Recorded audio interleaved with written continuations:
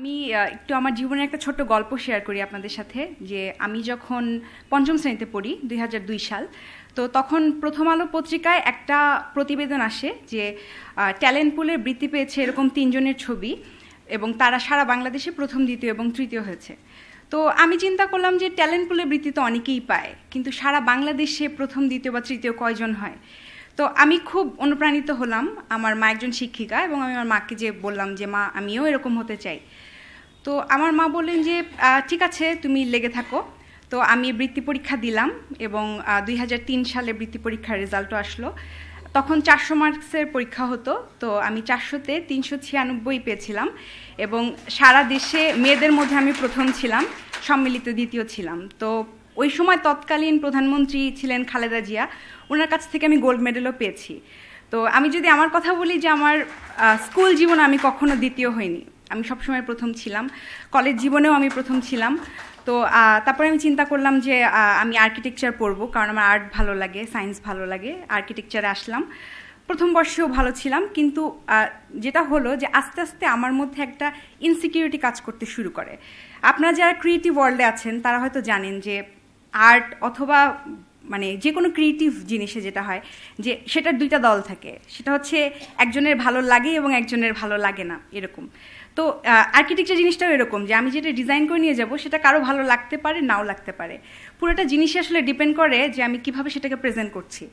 তো আমার মধ্যে আসলে অসম্ভব জড়তা ছিল। আমি খুব ফ্রাস্ট্রেটেড হয়ে যাচ্ছিলাম, কারণ আমি টিচারের কাছে যেটা নিয়ে যাচ্ছি সেটা আসলে ভালো হচ্ছে না, কেউ দেখতে চাচ্ছে না। এবং এমন অবস্থা হলো আস্তে আস্তে যে আমি এত ফ্রাস্ট্রেটেড হয়ে গেলাম যে আমার নিজেকে খুব ছোট মনে হতো, যে আমি ভাবতাম আমার দ্বারা কিছু হবে না। ক্লাসের যদি শেষের দিক থেকে কেউ প্রথম থাকে হয়তো আমি সেটা হয়ে যাচ্ছিলাম। তো নিজের আত্মবিশ্বাস মানে সম্পূর্ণ আমি হারিয়ে ফেলি। তো এমন সময় আসলে আমার ক্লাসেরই একটা ফ্রেন্ড রুবাইদা, ওর মাধ্যমেই আমি এই মেডিটেশনের কথা জানি। তখনও আমাকে বললো যে একদিন আলোকায়নের প্রোগ্রামে আসো এবং দেখো কেমন লাগে। তো আমি সেই দিনের কথাটাও বলবো যে সেই দিন অনুষ্ঠান পরিচালনায় ছিলেন সাইদা মাহবুব, আমি জানি না উনি এখানে আছেন কিনা, এবং বক্তৃতা দিয়েছিলেন ওই দিন সামিনা মুস্তারিন, উনি আমাদের মেকানিক্যাল ডিপার্টমেন্টেরই একজন। তা আমি সেদিন এত ইন্সপায়ার হলাম, তো সেই দিন থেকে আমি মানে ডিসিশন নিয়েছিলাম যে আমি মেডিটেশন কোর্স করব। এবং আমি নিজেকে অনেক সৌভাগ্যবান মনে করি যে আমি ৪০০ ব্যাচের একজন কোয়ান্টাম পরিবারের সদস্য হতে পেরেছি। আসলে আমি যদি নিজের কথা বলি যে আমি আমার ব্যর্থতার কারণটা খুঁজতাম, যে আমি কেন ব্যর্থ হলাম, আমি তো সফল ছিলাম।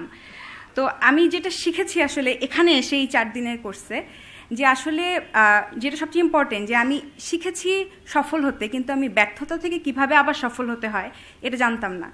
তো আমি বলবো যে গুরুজি যে কথাটা বলেছিলেন এই কয়েকদিন আমার কানে বেজেছে, যে ব্যর্থতা হলো সম্ভাবনার নতুন দুয়ার খুলে দেয়। তো আমি বলবো আমি আগের চেয়ে এখন অনেক বেশি আত্মবিশ্বাসী। আমি এখন নিজেকে এত ছোট মনে করি না, আমার নিজের প্রতি যে কনফিডেন্স সেটাও বেড়েছে। আর আরেকটা আমি খুব ভালো উদ্যোগের কথা বলবো, যে এখানে বিভিন্ন বয়সের মানুষজন আসছেন। আমি ভাবতাম যে শুধু ইয়াংরাই মনে হয় এরকম চিন্তা করেন, যে মুক্তমনা চিন্তা বা একটু পরিবর্তিত হওয়ার চিন্তা, কিন্তু আমার আশেপাশে যারা ছিলেন অসম্ভব ভালো কিছু মানুষের সাথে আমার এখানে পরিচয় হয়েছে। এবং আমি বলবো যে আসলে আমরা যারা এখানে এসেছি তারা অলরেডি আমাদের দৃষ্টিভঙ্গি পরিবর্তিত, এজন্যই আমরা এখানে এসেছি। মানে পরিবর্তনকে আমরা সমর্থন করি, তাই আমরা এখানে এসেছি।